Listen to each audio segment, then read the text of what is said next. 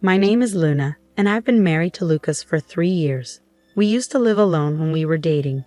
But after we got married, we moved in with Lucas's dad because his job was nearby. Even after we got married, I kept working, but I had to quit my job because Lucas's dad needed help. He started having memory problems about 1.5 years ago, and it got worse over time, so he needed someone to take care of him. At first, we thought about sending him to a nursing home, but Lucas really didn't want to. He asked me to take care of his dad at home, so I agreed. Luna, please, let's try to take care of my dad here. I don't want him to go to a nursing home, Lucas begged. I understood how he felt, but it was a big responsibility for me, and I wasn't sure if his dad wanted me to take care of him that much. So I asked Lucas to help me as much as he could. I had never seen Lucas beg like that before, so I thought he would support me. But taking care of his dad turned out to be harder than I thought. His dad needed help with simple things like walking, using the bathroom, and taking a bath. He could still move around, but he often tripped and fell because he couldn't support himself. So Lucas and I decided to change our house to make it safer for his dad. Even though we were still paying off debts, we realized that his dad's safety was more important. At first, Lucas helped a lot with taking care of his dad. But as time went on, he started saying he was too busy with work to help. And after about 1 year of taking care of his dad, he stopped helping altogether. He even started going out on his days off instead of helping me. My father-in-law's health was declining, and he needed more help with basic things like using the bathroom and taking a bath.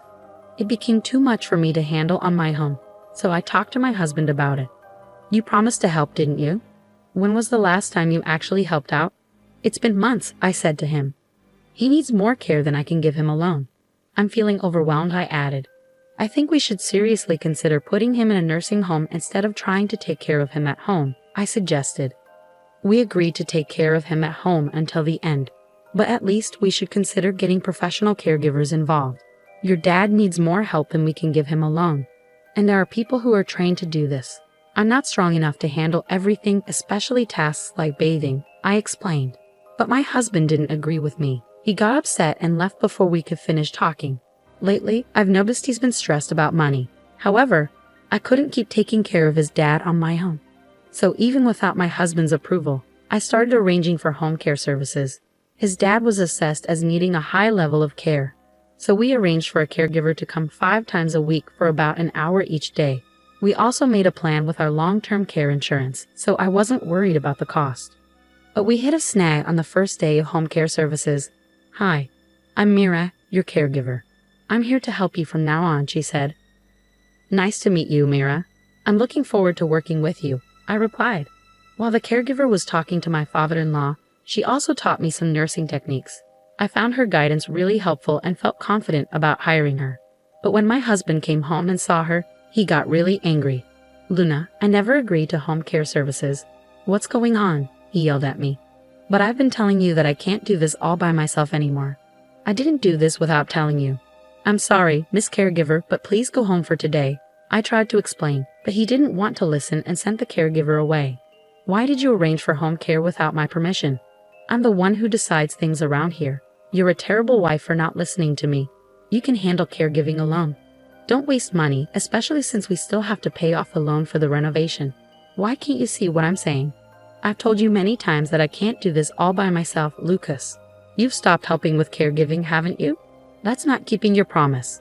And the renovation was necessary for safety. If your dad falls and gets hurt, taking care of him will be even harder. You might not get it because you haven't been doing any caregiving for over 1 year now. Why are you bringing this up all of a sudden? Besides, you're not working, so it's your job to take care of him, right? Who do you think is paying off the loan for that renovation? No matter how much I tried to explain, my husband didn't understand. He really believes that I should do everything by myself. After that, I only had the caregiver come when my husband was at work. Talking to her about not just caregiving, but also the issues with my husband and getting advice was really helpful. After months of the same routine, one day my husband unexpectedly offered to take care of his dad himself. You've been cooped up for over 1 year. Go treat yourself. I'll handle everything today, he said. I happily accepted his offer. I got a long overdue haircut and enjoyed some time at a coffee shop I used to frequent.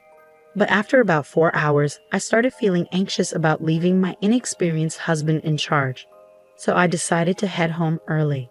When I got back, the house was unusually quiet. My father-in-law was peacefully asleep in his room. Assuming my husband had also worn himself out and fallen asleep, I went to check the bedroom, but he wasn't there. As I sat in a quiet house, I noticed an envelope placed on the dining table.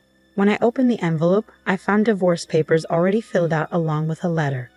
The letter took me completely by surprise. Even after we divorce, please continue taking care of my dad. I'm going on a trip for a week, so please file the divorce papers. As I read those words, it hit me. His sudden offer to take care of his dad was just a way to get me out of the house so he could prepare for his trip. And the fact that he had already prepared divorce papers was a shock. What's more, he expected me to continue caring for his dad even after we split up. I couldn't comprehend his thinking at all, so I called him immediately. When I read the letter, I found the divorce papers. What's going on? Who are you going on a trip with? I'm at the airport about to board. I'm busy, and frankly, I don't care anymore. It doesn't matter who I travel with. We're getting divorced. Just make sure those papers are filed by the time I get back from my trip. That's all. With those words, my husband abruptly ended the call and hung up. Just before the line went dead, I heard a woman's voice calling out his name on the other end. It became clear that he was with someone else, the person he was traveling with. We'd only been married again for 3 years, and now I was facing the possibility that he was having an affair. As I thought about how he might have been cheating on me while I was busy taking care of his dad, tears of regret filled my eyes. Luna, my father-in-law's voice called out to me as I left. He had been struggling to remember my name lately, but today he said it clearly. Worried about how well my husband had taken care of him while I was away, I hurried to see him. Father, are you feeling all right? Did everything go smoothly while I was out? I asked, concerned for his well-being. Luna, is the caregiver coming today? My father-in-law seemed surprisingly lucid and able to hold a conversation. No, she won't be here until tomorrow morning, I replied. Ah, I see. Could you bring me some paper and a pen? He requested. My father-in-law, who usually struggled with writing due to his condition, seemed different today, more refined. I remembered reading that writing could help with dementia symptoms, so I agreed and fetched him some paper and a pen. He began writing something, but I couldn't see what it was. After he finished, he placed the paper in an envelope and handed it to me. Give this to the caregiver when she comes tomorrow, he said before drifting back to sleep. Was this some sort of dementia exercise with Mila? Although I was curious about the letter's contents, I decided not to peek. Later, when my father-in-law woke up, he seemed to have forgotten everything, even my name. It left me wondering what had happened. That night, after he had gone to bed, I found myself pondering over the letter and divorce papers again. Reflecting on my husband's recent actions, I began to realize there might have been signs of something suspicious. I had been so focused on caregiving that I hadn't paid attention to him. If he was indeed cheating, part of me wanted to divorce him immediately and leave. But I couldn't abandon my father-in-law. Besides, without a job while taking care of him, I worried about supporting myself after a divorce. As morning arrived, I still hadn't made a decision. Mira came by, and I handed her the letter from my father-in-law. After reading it, she approached me looking troubled. And then, the caregiver. I'm here to support you, Luna. We've built a friendship, and moments like these are more common than you might think. I'm here for you, Mira reassured me with a kind smile. The letter is about me getting a divorce? I asked, feeling confused. Yes. It seems Mr. Henry noticed something wasn't right and asked me to step in. He wrote in the letter about his wishes regarding his estate. There's more to it, but we can discuss that later. Since your husband will be back soon, let's act quickly, Mira suggested. With that, Mira arranged for another caregiver to take over Mr. Henry's care and urged me to follow her. We ended up at a law firm. Mira, why are we here? I asked, puzzled. You'll understand once we're inside, Mira replied cryptically. Even though I was still confused, I followed Mira into the building. Thank you for coming today. I'd like to discuss a request I received from Mr. Henley regarding gifting property during one's lifetime. Specifically to you, Luna, the lawyer explained as we took our seats. The lawyer handed me a document and said, yes, it's notarized. Mr. Henley requested this document prepared by Mira. It states that Mr. Henley wishes to gift you $36,000 and his apartment during his lifetime. Stunned by this revelation, Mira started to explain. On the first day of my home visit, Mr. Henley mentioned this. He wanted to express his gratitude to you, Luna. However, as you weren't legally adopted by him, he couldn't pass on his assets to you through inheritance. So he decided to make this gift during his lifetime. I'm incredibly grateful. I need to thank my father-in-law right away, I said, feeling overwhelmed with emotion. Before we head back, there's one more place we need to stop by, Mira said, leading me out of the law firm.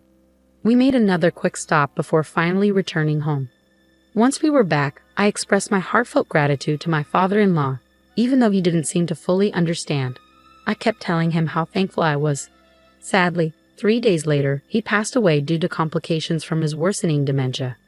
I tried calling my husband, who was still traveling abroad, but he didn't pick up, perhaps assuming it was about the divorce. There's no other option, Mira said, guiding me through the necessary arrangements. As we gathered with relatives to make preparations, my husband's absence, being the biological son of my father-in-law, was a point of contention for some. 2 days later, my husband returned home, completely unaware of what had transpired. He was immediately bombarded with questions from all sides. Hey, help me out here. I swear I'm not cheating. I was just taking a vacation to unwind after being a caregiver every day, my husband protested. You can't lie twice. Even if you claim you were caregiving, there's no evidence to support that, I countered. I know for a fact that you went on that vacation with your mistress. Security cameras at the airport caught you two acting like lovers, I added firmly. With that revelation, my husband seemed to resign himself to the judgmental stares from the relatives. Several days later, once the tension had eased, I proceeded to file for divorce. I planned to move into the apartment my father-in-law had gifted me before his passing. As I made preparations for the move, my husband called.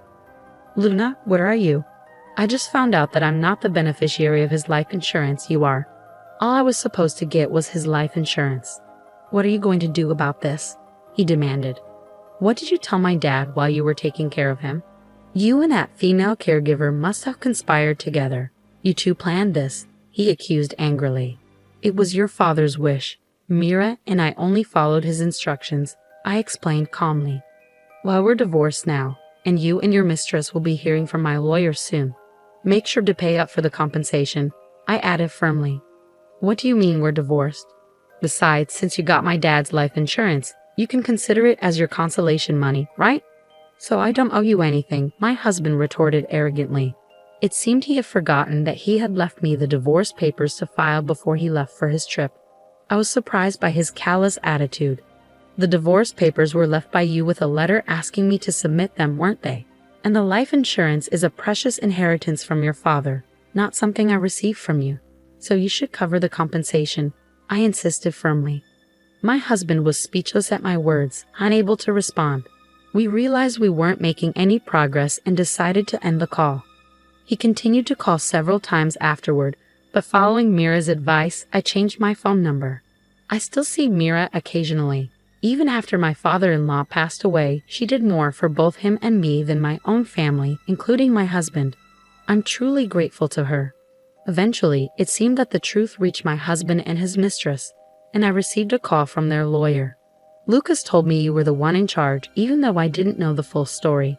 I'm sincerely sorry for going on that trip while Lucas's father was struggling. I've already paid the compensation, and I don't plan to see Lucas anymore, she said. That's how things went down. I thought they might refuse to pay, so I was surprised when they didn't. I can't figure out why someone smart like her would fall for my husband. Anyway, he ended up having to pay her in bits. She was pretty well off, and my husband, trying to impress her, spent almost all his savings. I even heard he paid for a fancy trip out of his own pocket. Whether he blew through his savings or not doesn't really matter to me. I'm determined to make him pay back every cent, even if it takes a while. Luckily, we have a family home under my father-in-law's name, so finding a place to live won't be an issue. But with the payments for the loan we took out for elder care, along with the compensation we have to pay each month, it's going to be tough. Even if we deduct it from my husband's paycheck, he won't have much left over. And since our relatives all know about it, he can't exactly ask them for help. I hope he learns from his mistakes. I moved into an apartment my father-in-law gave me, which I get to keep for life. Life's comfortable now. I'm using the money I inherited from my father-in-law to study caregiving. Mira's helping me out too. I want to be a caregiver like her, someone who can really support families.